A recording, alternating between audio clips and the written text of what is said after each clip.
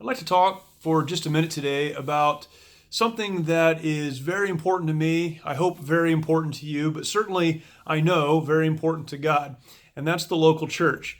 It's very important to me, and there are a lot of reasons for that, and most of them are incidental when we understand that the local church is important to God. In fact, He gave us the church. We even learn from the book of Acts that Jesus gave His blood for the church. He died for the church. That's how important it is.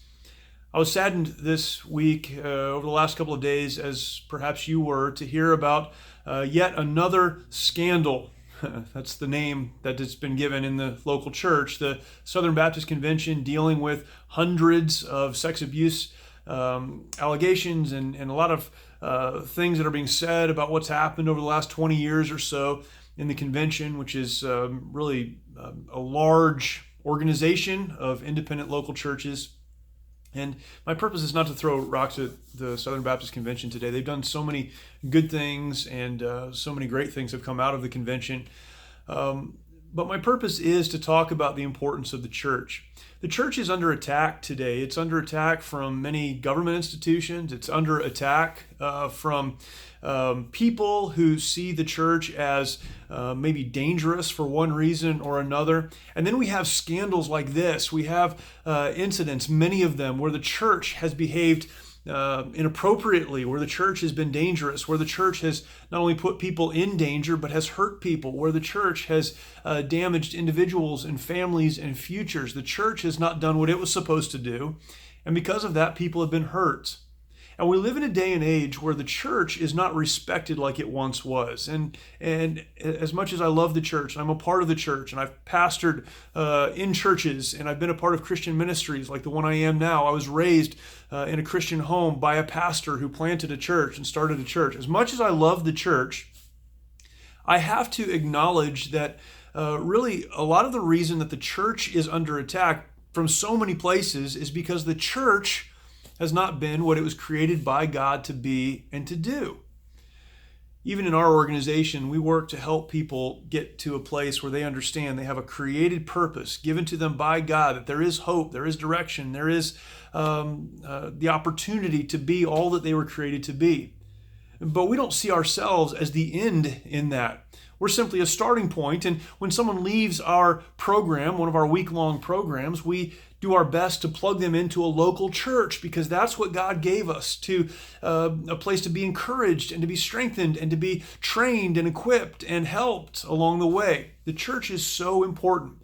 Without the church in your life, you'll never fully be all that God wants you to be.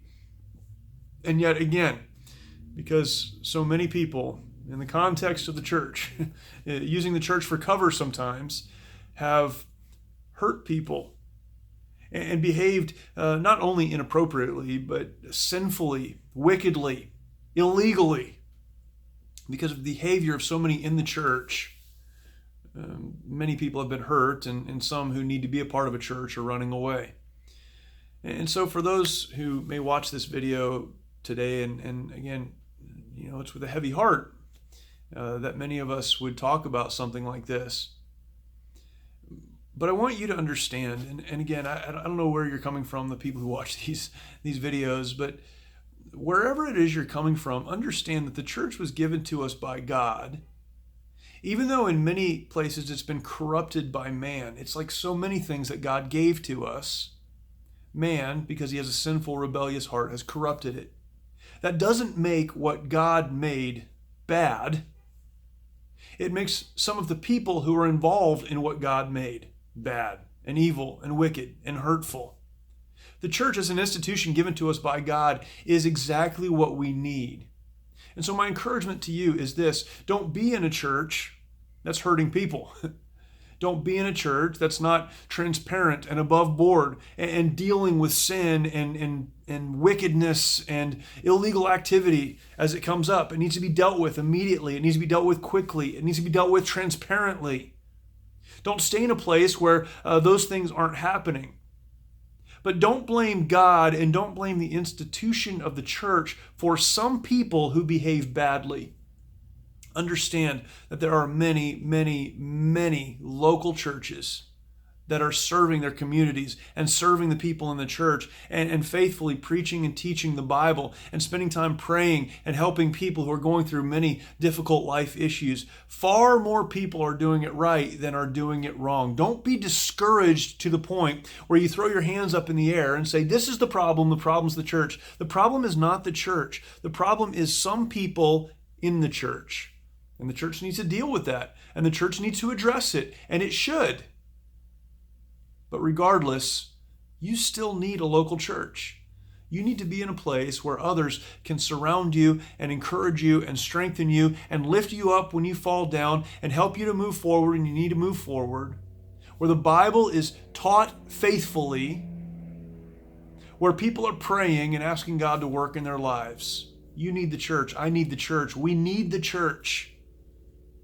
Let's be careful to continue to trust God, even though there are some people who are behaving so poorly.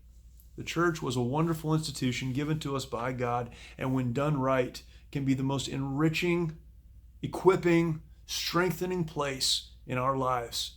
Let's condemn wrong when we see wrong. Let's deal with wrong when we need to deal with it. And let's trust God to do the work that He wants to do through the institution He gave us, the local church.